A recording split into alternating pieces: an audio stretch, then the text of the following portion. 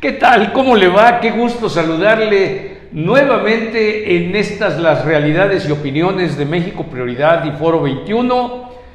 Hoy mi queridísimo Gerardo Pérez García, socio, colaborador, amigo, coconductor, y me acaba de descubrir Alejandra Fonseca, a quien usted ya está viendo, me dice que es mi alter ego. Pues no. ¿A poco no parecen alter ego? No. Por el respeto que yo te tengo, mi querida Ale, el respeto y aprecio, prefiero abstenerme de comentar a ese respecto. Oiga, Gerardo no nos va a acompañar hoy. Espero que el contratiempo que se le presentó no represente mayor complicación.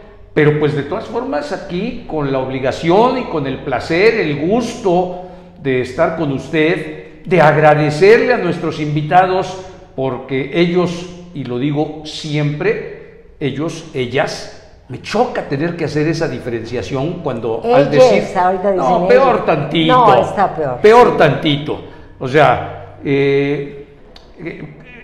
son ustedes, nuestros colaboradores, los que nos representan la principal fortaleza de lo que hacemos en esta alianza, Ale. Y yo no tengo más que agradecerlo porque además de que, aunque mi capacidad de aprendizaje va disminuyendo como todas las facultades con la edad, de todas formas algo les pesco a todos. Y bueno, a nuestro público, pues evidentemente le permite la posibilidad de tener otras perspectivas, otras visiones de las realidades aportadas por ustedes, los expertos. Así es de que, Ale, como siempre que vienes, mil gracias. ¿Cómo estás? Muy bien, muy contenta de estar acá. Yo también deseo que Gerardo tenga una solución pronta y alegre en referencia a lo que haya sido. Lo que haya sido. Y bueno, pues aquí feliz porque precisamente desde que me hablaste para decirme que de qué hablaríamos y qué tema proponía, yo creo que siempre que tú cuando estás triste, si es que estás triste porque tú eres un hombre muy positivo, muy alegre, pero no deja de haber momentos, ¿qué haces cuando estás triste, cuando estás deprimido, cuando estás... Es más, cuando estás jubiloso? Yo les tengo que confesar, querido público, que a mí me encanta la poesía.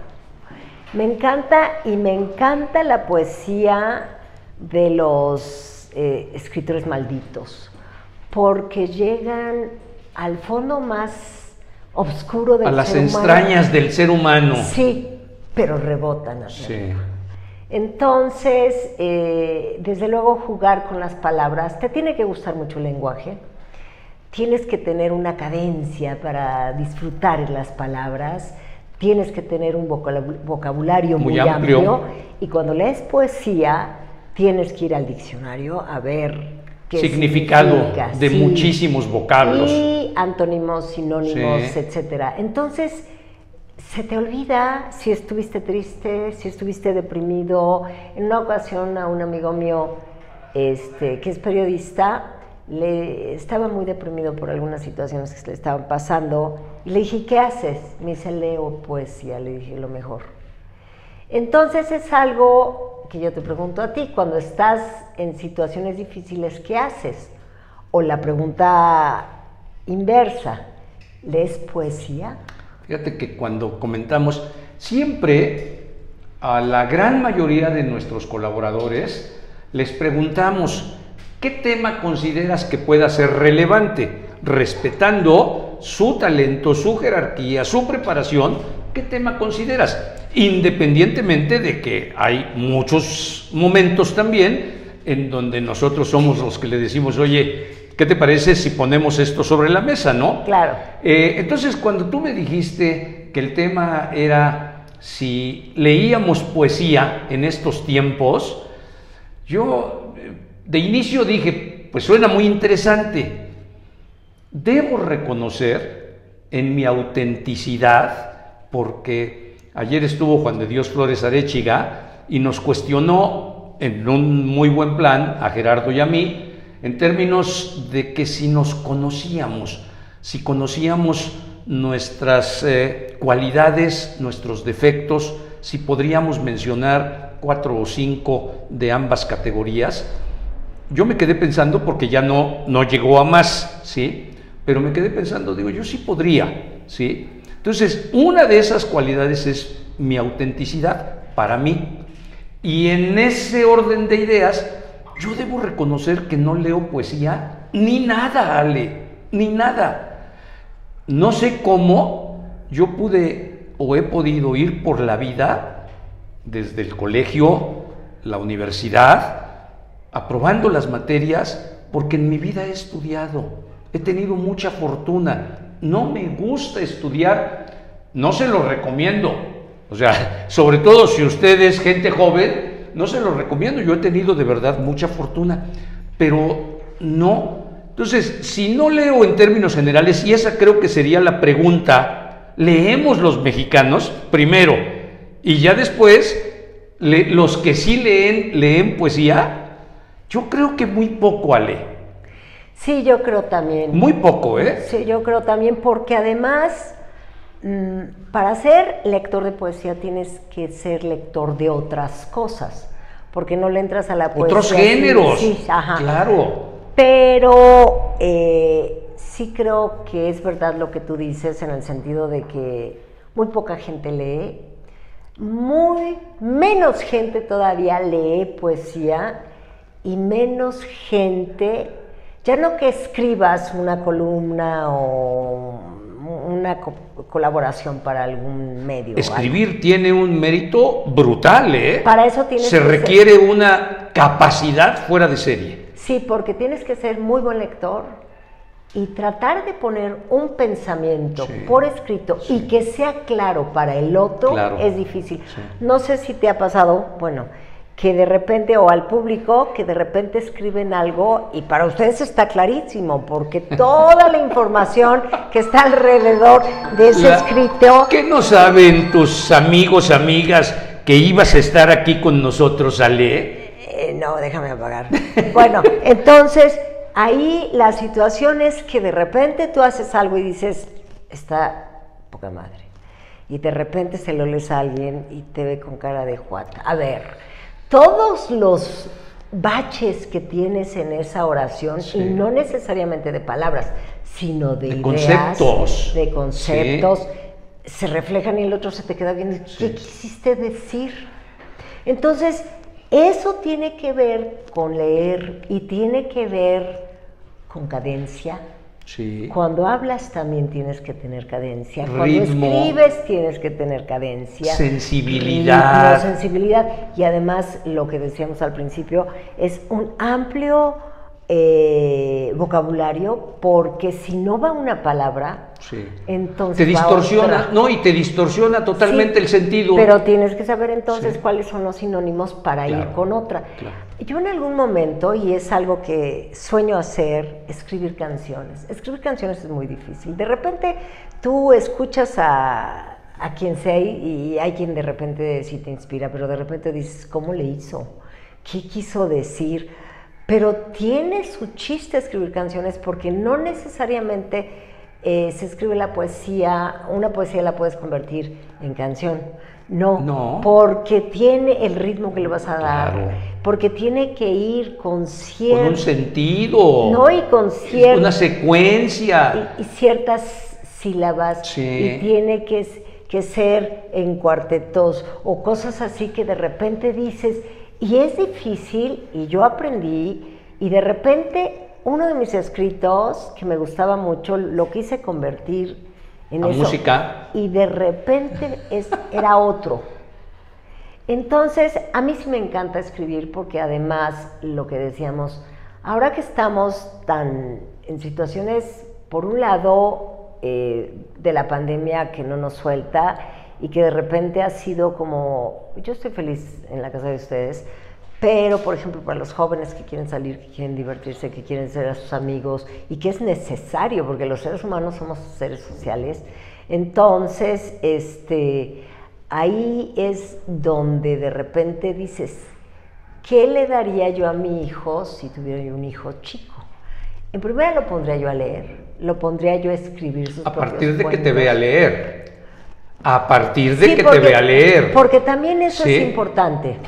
Si Tienes no, que poner el ejemplo. claro, en eso y en todo. Sí. Y regresas ahora con el tema del ejemplo de qué se les puede ofrecer a los hijos, sobre todo cuando pues, no son independientes, sino Claro, que están en casa. Están pues, sometidos a las reglas de la casa, ¿no? Y hoy las reglas de la casa tienen que ver con las reglas del mundo. Pero me quedo con esta idea de lo que comentas respecto al lenguaje que se debe de utilizar. En muchas ocasiones a ciertos invitados les he tenido que pedir nada más, ayúdanos, bájate de tu pedestal y utiliza un lenguaje accesible para cualquier persona. Porque si no, pues todo tu conocimiento de nada sirve porque no te lo vamos a entender. Sí, porque es lo que tú dices muy certeramente. Una cosa es lo que tú puedes expresar y lo que puedes leer, y otra cosa es explicarlo.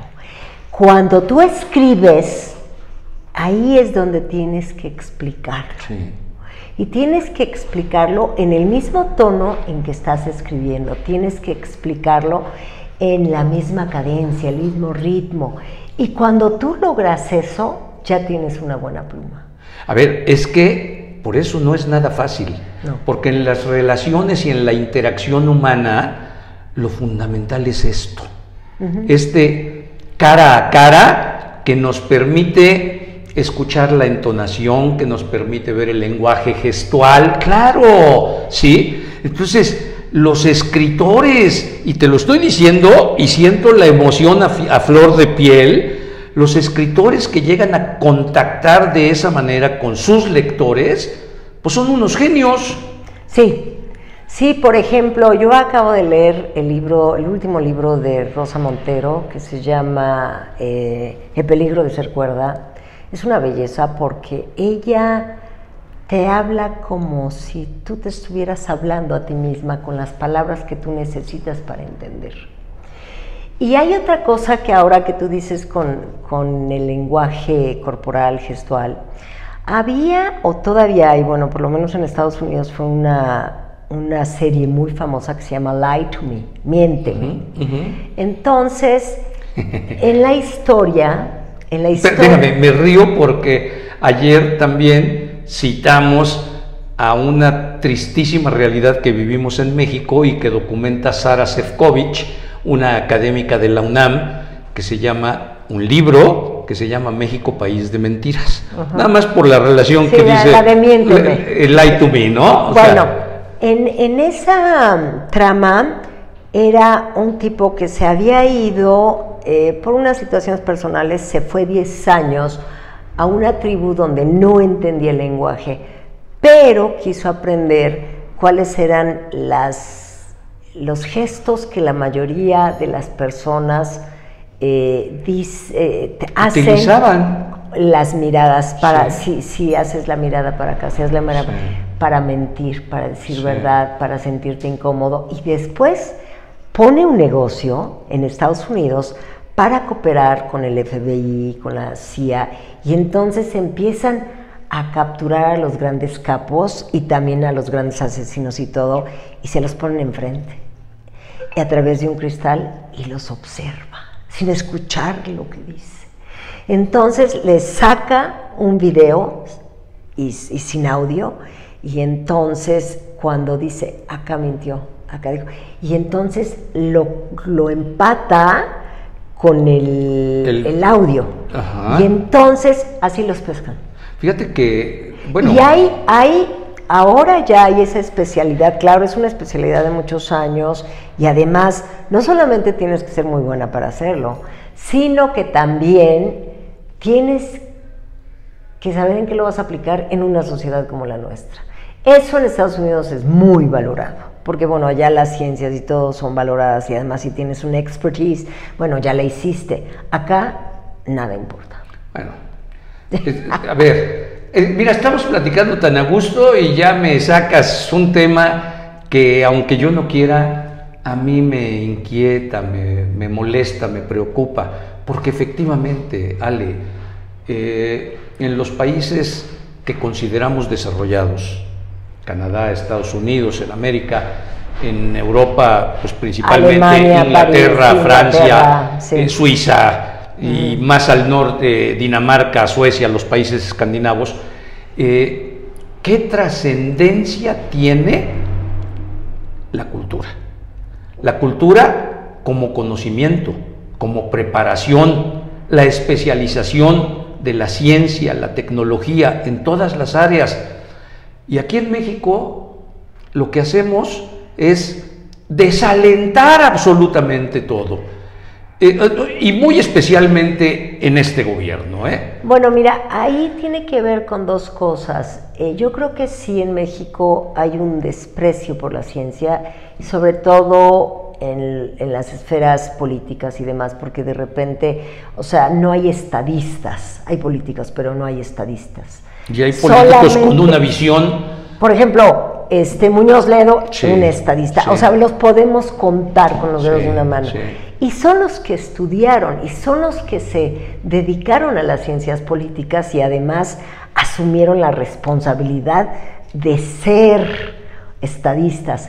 Pero ahora que tú nombras a esta mujer, que también la leo, todo lo que sale en ciencias sociales, en ciencias humanas, hace cuenta que es un punto aislado, y tenemos grandes universidades como la UNAM, como la UAP, Claro.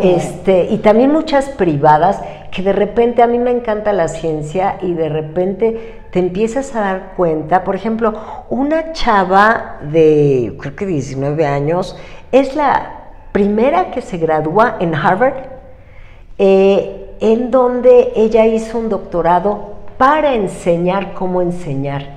Y es mexicana, y lo logró en Harvard, y viene a México para enseñar cómo enseñar. ¿Tú crees que eso no es obligado Eso en tendría hacer? que ser noticia de 8 columnas en los periódicos impresos, noticia en todos los medios alternativos como nosotros, como medio digital, en los tradicionales, la radio y la televisión.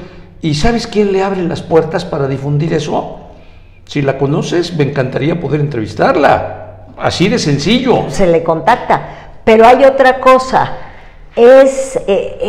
lastimosamente, ese tipo de noticias tan maravillosas que tienen que ver con todo tipo de las ciencias, son de relleno. No venden, ¿por qué no venden? Sí, cuando termina un bloque Sí, de noticias políticas o sociales, te la meten como reflejo. Ay, ¿sabías que una mexicana? Yo hasta me llamó la atención, te voy a decir por qué, y es algo que me ofende. Hay muchas personas que son de origen mexicano, pero no estuvieron en la cultura mexicana. Desde chiquitas se fueron al extranjero, y ahí generaron su genialidad con ese sistema. Con ese apoyo, con ese cobijo, con ese impulso, Sí. del cual aquí carecemos. Sí, ¿sí? Y ya después de que es la gran nadadora o la gran no sé qué, la gran Entonces no sé sí cuánto, nos enorgullecemos entonces nosotros. sí, la mexicana, espérate, Sí, güey, sí. es de origen mexicano.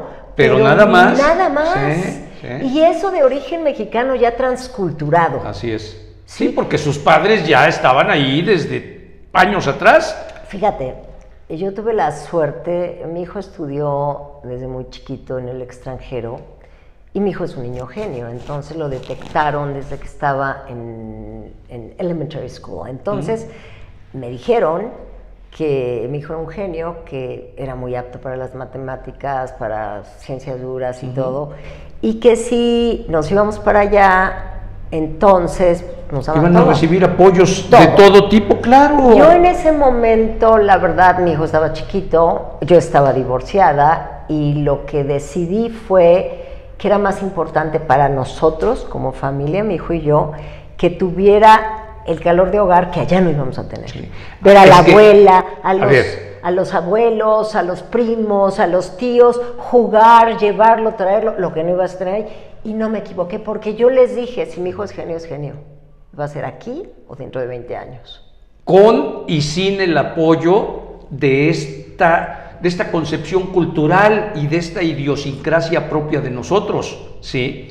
Pero no cabe duda que hoy, desconozco hace cuánto tiempo ya tu hijo incursionó en este mundo globalizado, aunque a muchos pueda no gustarles, esa es la realidad, pero fijémonos cómo de unos años a la fecha ya no solamente exportamos la mano de obra la más pobre, y no estoy discriminando a nadie, ni mucho menos, al contrario, es de un mérito brutal el que esa gente vaya a buscar nuevas oportunidades. La encuentra. Desde hace mucho tiempo, México está exportando talentos, sí, talentos, que no es que se vayan porque vayan a sembrar los campos o a cosechar, no, van ya con niveles de maestrías y de doctorados.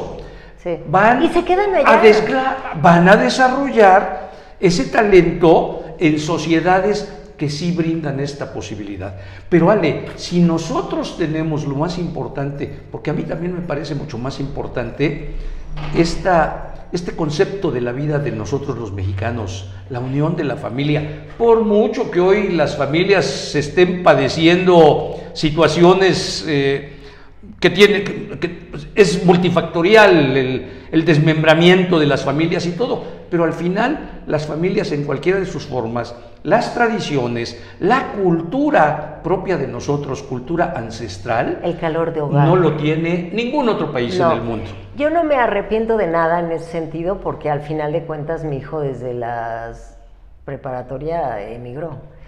Pero ahí es muy importante porque tengo también amistades y familiares que sus hijas también son niñas muy capaces, y entonces desde el high school los identifican y las universidades se los pelean. Yo te voy a becar. Para darles toda la beca en el área que quieran. Pues es que se llevan el talento que no tienen ellos. Pero ¿sabes también qué tiene que ver? Que son universidades privadas. Muy baratas, ¿eh? Por eso, pero son universidades privadas. También las universidades del Estado son muy buenas. Son buenas, pero no hay comparación.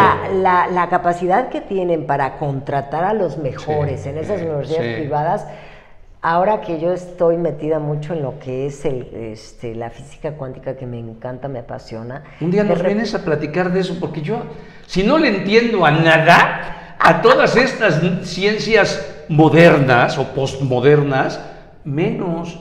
Un día nos vienes a platicar, aunque a ver si... Pues fíjate que no es tan moderna. La física cuántica empezó en 1920 o antes, y pues no fue Einstein, fue hace 100 años. 100 años, pues bueno, y todas las demás ciencias, ¿cuántos años tienen?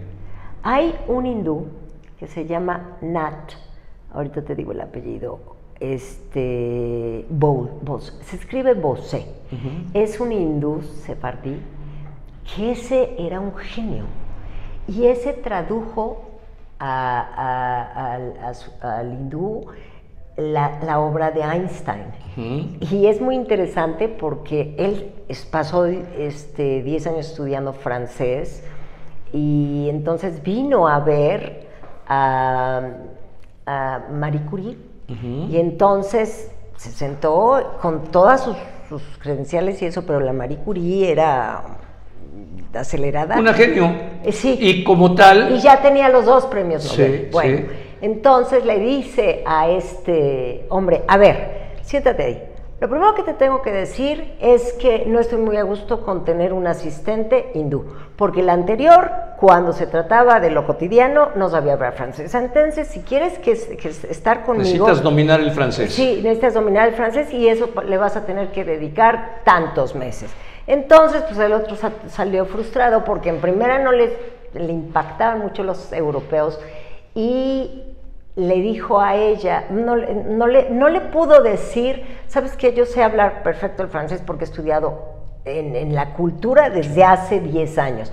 Se salió, y gracias a eso le escribió una carta a Einstein, y le mandó un trabajo que él había hecho de 4 cuartillas y le dijo... Resumió en 4 cuartillas. Sí, que resumió, sí, claro. Sí, sí, era un trabajo para presentar. Ese sí lo hago yo, ¿eh? Y entonces le dijo a Einstein, yo no domino el alemán, por favor, considérelo, y si es oportuno, si es tan amable de traducirlo al alemán y entonces mandarlo a una revista científica de Alemania. Bueno, Einstein quedó tan maravillado que dijo, tú y yo tenemos que hacer un trabajo juntos. Y ellos hicieron un trabajo juntos. Y gracias a eso, ese hindú pudo venir a Europa porque siempre le cerraban las puertas. Fíjate, un genio. Volvemos a lo mismo. Es que, si no emigras... Sí. No te vas y, al cielo. a ver, lo que pasa que emigrar finalmente representa un batallar terrible. Desde esto que estás compartiendo, un rechazo, una discriminación, un choque cultural, porque somos mundos distintos. Entonces, obliga a que el ser humano saque lo mejor de sí mismo. Sí, yo creo que cuando estás, yo desde muy pequeña estuve en otras culturas, y yo creo que cuando estás en otras culturas aprendes a camuflajearte y poder asimilar lo que te embona. Aprendes a sortear los problemas que derivan de una cultura opuesta a la tuya. ¿Sí? Que no es tan opuesta. En muchas cosas sí, Ale. Cuando estás tan chiquita, yo creo que de repente fluyes porque no has asimilado todo. Por tu propia edad, por la propia edad de los niños. Pero eso no quiere decir que no sean culturas, sino opuestas, muy distintas. Ahora, volviendo a leer poesía. Yo, por ejemplo, desde muy chiquito le leía cuentos a mi hijo y hacía que él me los leyera a mí. Y después lo ponía yo a escribir sus propios cuentos. O si no, hacíamos un juego de que, a ver, vamos a empezar una historia. Y éramos varios, ¿no? En varios niños y yo. Y le digo, a ver, yo empiezo, a ver, esta es la historia de un perrito que se perdió en la calle y de repente, a ver, Fer, síguele. Y entonces ya Fer seguía. Y se arman. Y eso les crea la inquietud. Les despierta. Pero ahora no hay tiempo para eso. Ahora estamos inmersos en una maravilla que es la tecnología, pero mal direccionada. En la mañana perdón por hablar en primera persona, pero estaba, antes de empezar el padelito que es delicioso, estaba trabajando en la cafetería del club y yo trabajo con el celular. Y entonces se acerca conmigo una amiga, señora amiga, y me dice, ya deja eso, estás enajenado. Le digo, si supieras que yo esto lo utilizo para trabajar y que estoy encantado, yo estoy pegado al celular, trabajando, aunque no me lo crea la gente. Es una oficina. Espérame, el celular. De 5 a 6 horas diarias. Sí. De 5 a 6 horas diarias. Pero eso no quiere decir que no me distraiga también a veces curioseando ahí algunas cosas, ¿no? Pero en el caso de los niños, en donde no se les ha guiado para que manejen esto de la manera más provechosa, pues está siendo terrible, Ale. Sí, es más, de hecho... Y más a los jóvenes, ¿eh? Sí, de hecho a los niños. Yo tengo una sobrina que de repente su hijo se pone así y le da el celular para que juegue. A ver, es que esa es la solución para... No me molestes, haz lo que quieras con el celular. Y yo una vez le dije, ¿ya te diste cuenta de lo que estás haciendo? Y dice, sí, pero lo va a superar. Y por lo menos aprende a esto y lo otro. Sí, a lo mejor va a aprender mucho de tecnología y eso, pero en relaciones humanas es ahí donde estamos faltando. Te voy a decir por qué. No por otra cosa, sino porque no aprendemos tolerancia, no aprendemos paciencia. Porque no hay esta cercanía. No aprendemos a leer. Sí. No solamente la mirada, sino los gestos del otro. Sí. No sé si de repente vas a reuniones y de repente lo comentas con quien te acompaña y dices, ¿viste su mirada? ¿Viste cómo torció la boca? Ahí está lo pero eso no lo hace todo mundo, ¿eh? Eso no lo percibe todo mundo. Eso solo la gente observadora que detecta el sentido de esos gestos. No es cualquiera, ¿eh? Y no, además tiene que estar en un contexto. Claro, o sea, no claro. haces un gesto fuera de contexto. Claro. Ale, qué placer. Y fíjate, Ale, y voltea luego, don Alejandro Cañedo Priesca, ¿eh? En este momento, Ale, me estoy refiriendo a la Ale que está con cámaras y micrófonos, ¿eh? Estelarmente. Ale, es un placer siempre escucharte, platicar contigo, y yo pienso que también lo es para la gente que nos ve, que nos escucha. Ay, hemos recibido unas cosas hermosísimas, de las más hermosas que yo he recibido ha sido a través de WhatsApp, Sí. A través de ti en este programa. La verdad ha sido maravilloso. Fíjate que eso a mí me hace sentir muy a gusto, porque sé que es una manera de contribuir en esta responsabilidad social que todos tenemos. Es una manera de contribuir, no solo transmitiendo la visión, la forma de pensar, la forma de ver el mundo de ustedes, sino interrelacionándose ustedes con la gente, con algunos otros colaboradores, y eso a mí, de veras, en mi vanidad, me halaga como no te imaginas. Ay, qué bueno, porque la verdad tienes un espacio muy rico, muy rico. Yo creo que sí, ¿eh? Sí, y si no es así, para mí es delicioso. Ale Fonseca, mil gracias.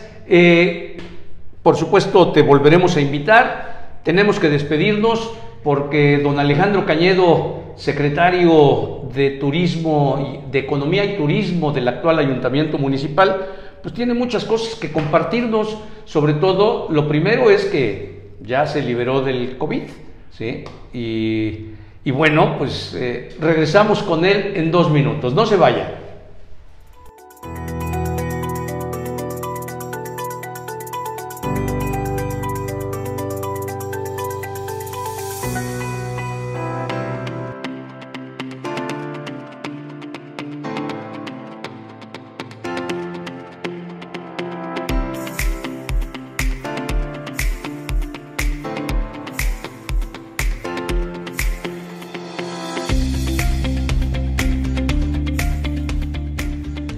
Mil imágenes dicen más que 1000 palabras. Mosuc, rumbo al 10º aniversario.